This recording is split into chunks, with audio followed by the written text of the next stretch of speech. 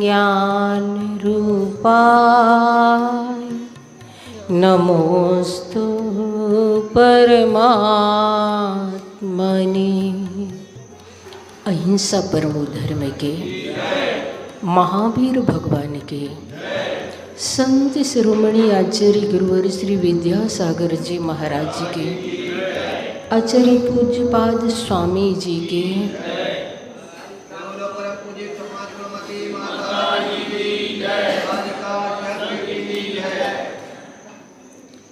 आचार्य श्री पूज्यपाद स्वामी जी ने ष्टोपदेश ग्रंथ के मंगलाचरण में उन परमात्मा को नमस्कार किया है जिन्होंने कृष्ण कर्मणः समस्त कर्मों को रभावे अभाव करके यस्य स्वयं स्वभाव आवाप्ति, जिन्होंने स्वयं ही स्वभाव की प्राप्ति कर ली है, जिनके कर्म नष्ट हो गए हैं, ज्ञानावरण दर्शनावरण आदि 8 कर्मों को जिन्होंने अपने पुरुषार्थ से श्रम से समाप्त कर दिया है, साधना के बल पर उन्हें स्वयं शब्द बड़े मार्के का दिया है। बड़ा गहरा शब्द है ये कि जिन्होंने साधना के क्षेत्र में श्रम कर लिया, उसे फिर अपने स्वभाव की प्राप्ति स्वयं ही हो जाया करती है।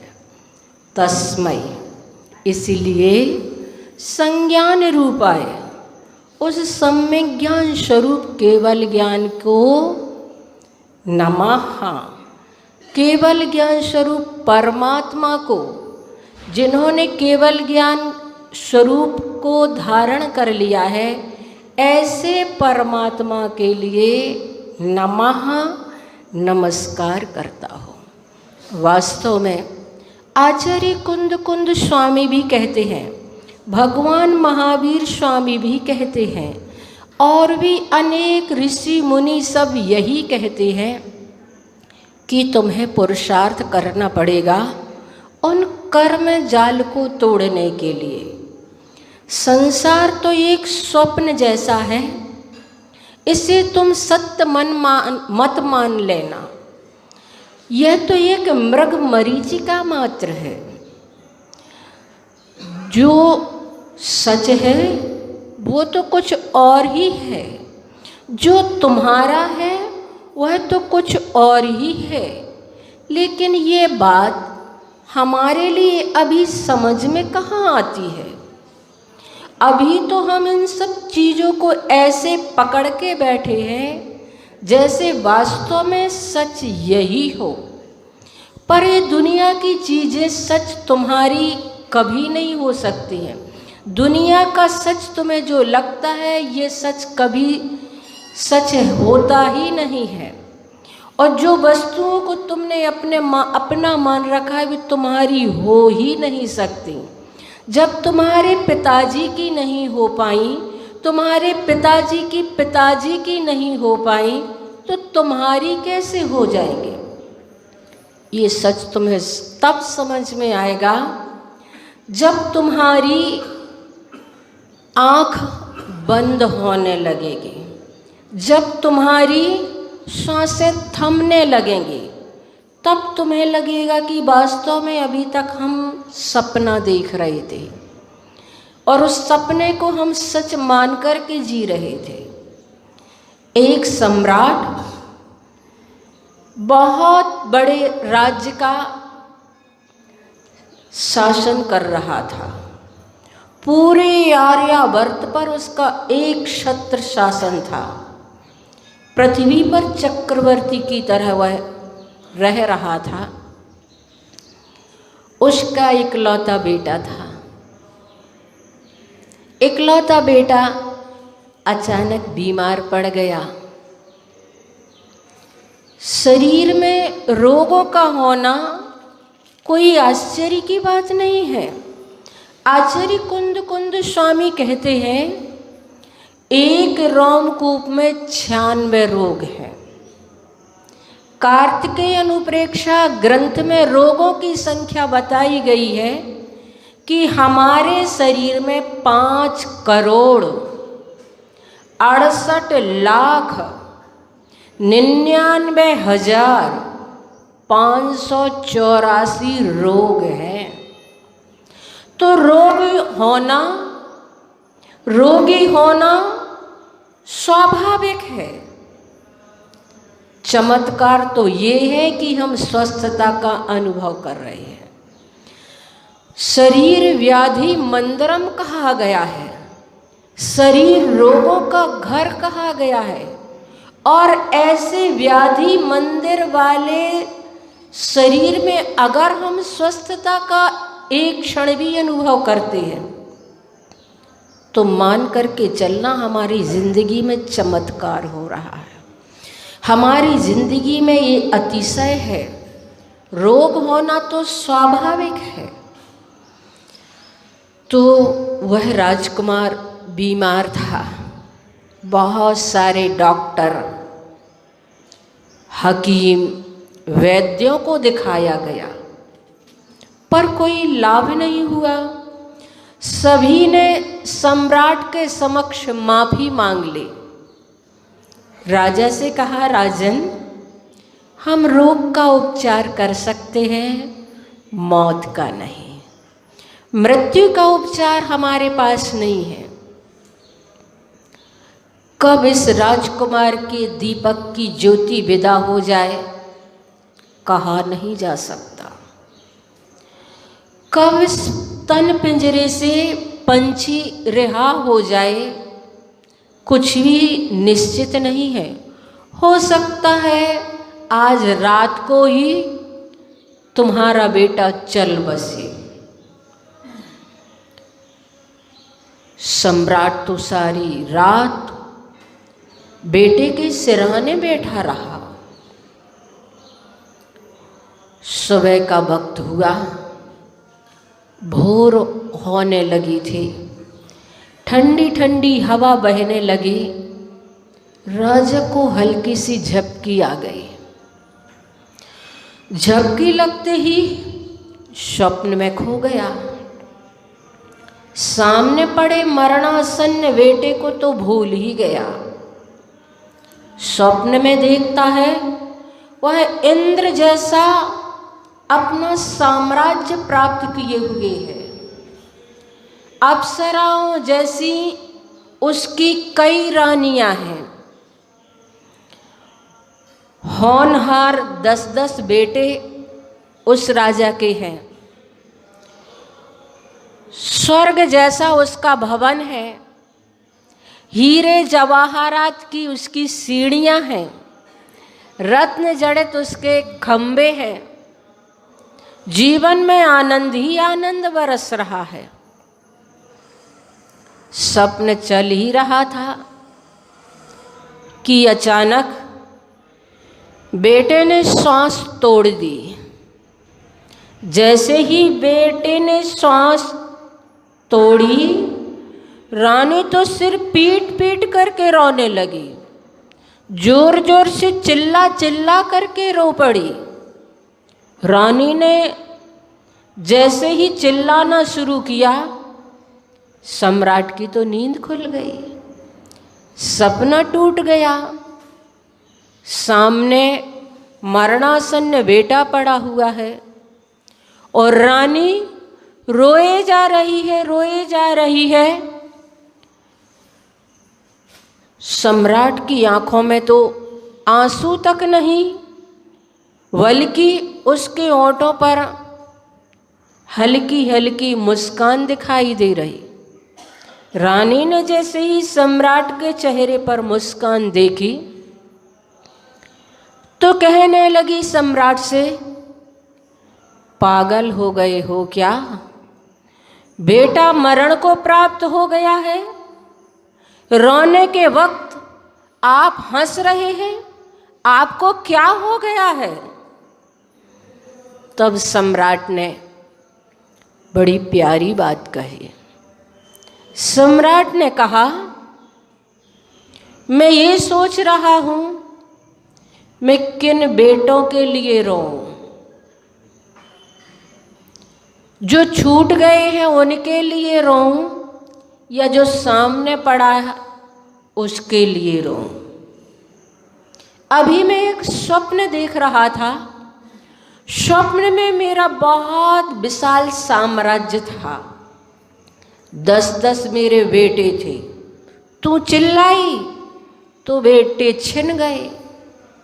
अब मैं ये सोच रहा हूं कि जैसे ही मेरी नींद खुली तो मुझे लगा कि अभी तक तो मैं कोरा स्वप्न देख रहा था। ये तो स्वप्न चल रहा था। मैं उन स्वप्न वाले 10 बेटों के लिए रोऊं कि जो सामने बेटा पड़ा हुआ है इसके लिए रोऊं। और हंसी तो मुझे इसलिए आई कि वो तो बंद आंखों का स्वप्न था। कहीं ऐसा तो नहीं है कि ये भी खुली आंखों का स्वप्न हो। ये भी खुली आंख का स्वप्न है, क्योंकि जब मैं नींद में था तब ये सब कुछ छूट गया था। इन सब से नाता टूट गया था। इनसे कोई लेन देन नहीं था। उनको ही मैं सत्य मान के जी रहा था। लेकिन जैसे ही स्वप्न टूटा कि लगा कि वो तो कोरा स्वप्न था, मैं स्वप्न को सत्य मान करके जी रहा था।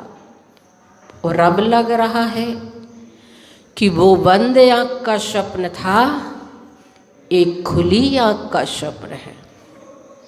और एक खुली आंख का स्वप्न है जब हमारी आंख बंद हो जाएगी, जब हमारी आंखें हमेशा के लिए मिच जाएंगी, हमेशा के लिए हमारी सांसें टूट जाएंगी, तब ये खुली आंख का स्वप्न भी टूट जाएगा, समाप्त हो जाएगा। इसलिए मुझे हंसी आ रही है। बंधुओं, वास्तव में संसार का स्वभाव तो यही है, हकीकत तो यही है। और इसी को देख कर के आचार्य पूज्यपाद स्वामी, जिन्होंने इष्टोपदेश ग्रंथ की रचना की, जिस संसार को स्वप्न जानने के लिए हमें जिन्होंने अध्यात्म की दृष्टि दी, अध्यात्म की दृष्टि से ही हमारे स्वप्न टूट सकते हैं। अध्यात्म की दृष्टि से ही हमारी ये मूर्छा हट सकती है। अध्यात्म की दृष्टि से ही हमारी ये नींद खुल सकती है। ऐसे आचार्य पूज्यपाद जो दक्षिण में जन्मे थे, जिनके पिता का नाम माधव चंद्र और माँ का नाम श्री देवी था, ब्राह्मण कुल में जन्मे थे। और ब्राह्मण कुल में जन्मा वह बालक, 6वीं शताब्दी का बालक, जो एक बार बचपन में उद्यान में टहल रहे थे, उद्यान में बगीचे में घूम रहे थे कि उन्होंने एक सर्प को देखा कि वह मेंढक को खा रहा है। मेंढक की तड़फन देखकर, मेंढक की वेदना देखकर उनके अंदर वैराग्य उत्पन्न हो गया और उन्होंने दीक्षा ग्रहण कर ली, जैनेश्वरी दीक्षा ग्रहण कर ली।